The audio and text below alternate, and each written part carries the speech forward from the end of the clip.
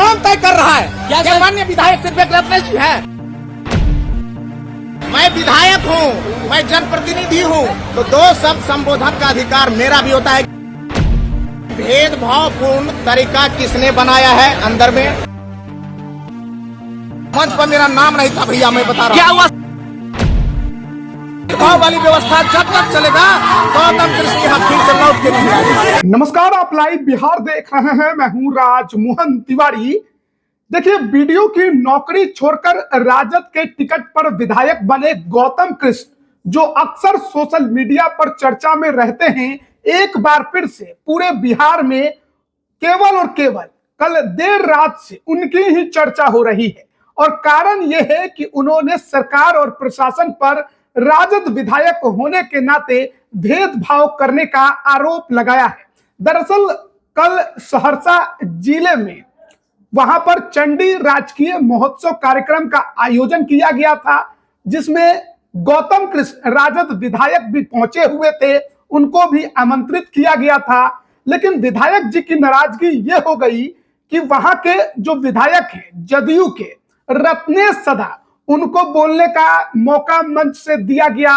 DM ने भी वहां पर मौजूद लोगों को संबोधित किया, लेकिन राजद विधायक को मौका नहीं दिया गया। बात केवल इतनी ही नहीं है, अपमान का घूंट केवल इतना ही नहीं है, बल्कि वहां पर जितने भी लोग मंच पर बैठे हुए थे, सभी के आगे उनके नेम प्लेट लगाए गए थे। यहां तक कि सिमरी बख्तियारपुर के जो विधायक गए थे, उनका भी नेम प्लेट लगा हुआ था जहां वो बैठे हुए थे। लेकिन राजद विधायक गौतम कृष्ण का नेम प्लेट पूरे मंच पर से गायब कर दिया गया।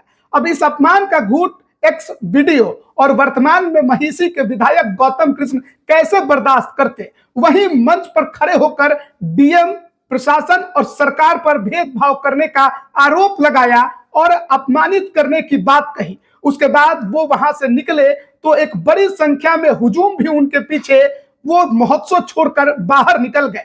बाहर निकलने के बाद भी वो चुप नहीं रहे और उन्होंने कई बातें कही। पहले आप सुनिए कि गौतम कृष्ण क्या कुछ कह रहे हैं। तो क्या एक डीएम और क्या कहता है एक रत्नेश जी बोलने के बाद खत्म हो गया बात? बैठने की व्यवस्था में इसमें ये नेम प्लेट नहीं लगाया है, कैसे हो गया? कि कौन तय कर रहा है? क्या माननीय विधायक सिर्फ एक रत्नेश जी है? गौतम कृष्ण क्या है? आपकी बेइज्जती हो गई क्या सर? बेइज्जती नहीं, सरकारी महोत्सव को किसने बिहार बाल भवन करवाने का नियत था? ये बेइज्जत कौन बना रहा? ये कौन करवा रहा है ऐसा? ये सर, ये मैं पूछ रहा हूँ, क्या माननीय विधायक सिमरी बख्तियारपुर संजय जी है, मैं हूँ, और बिना बोले हुए कौन तय किया है? आप लोगों को नाराजगी क्या है सर? नाराजगी क्यों नहीं होगा? मैं विधायक हूँ, मैं जनप्रतिनिधि हूँ, तो दो शब्द संबोधन का अधिकार मेरा भी होता है कि ये जनता है, ये जनता है, ये जनार्दन है। सर आप क्या चाहते हैं? क्या चाहते हैं? जिला प्रशासन और विधायक, ये मैं कह रहा हूँ, ये भेदभावपूर्ण तरीका किसने बनाया है? अंदर में गौतम कृष्ण का नाम है, अगर कार्ड में सरकारी महोत्सव है, माँ चंडी महोत्सव सबका है, तो हम लोगों के साथ भेदभाव क्यों? सर सिमरी बख्तियारपुर के विधायक को भी बोलने का मौका नहीं दिया गया है सर। अच्छा, बाप रे बाप, क्या पत्रकार महोदय, आप किधर के पार्टी है भाई? थोड़ा सा बताइए, किधर के पार्टी है? बैठने से होता है। जनप्रतिनिधि का हिस्सा है आम जनों के साथ बातचीत करने का। अच्छा, उनका अधिकार है। क्या बात? आपको मौका नहीं मिला सर? मौका मिला, ये भेदभाव किसने किया है? ये मेरा मांग है। जब चुनाव होगा तो वहाँ भेदभाव होगा, जब महोत्सव होगा तो भेदभाव होगा। ये लोग तो इस तरह के मां चंडी को भी लोगों ने सम्मान नहीं दिया, तो गौतम कृष्ण को क्या करेगा? मैं आप लोगों से पूछता हूँ, विराटपुर के और मां चंडी को मानने वाले सभी लोग से पूछता हूँ, क्या ये भेदभाव है? ये भेदभाव नहीं है।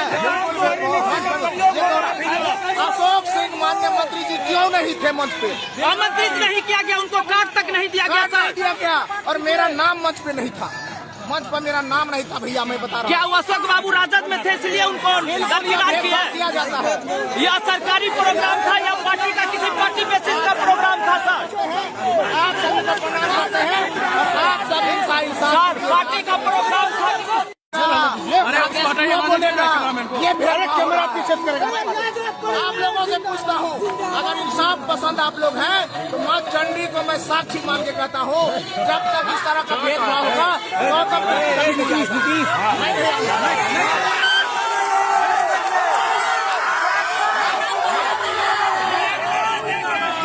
चंडी को प्रणाम करता हूँ, लेकिन इस तरह की भेदभाव वाली व्यवस्था जब तक चलेगा गौतम कृष्ण यहाँ फिर से लौट के नहीं आएगा।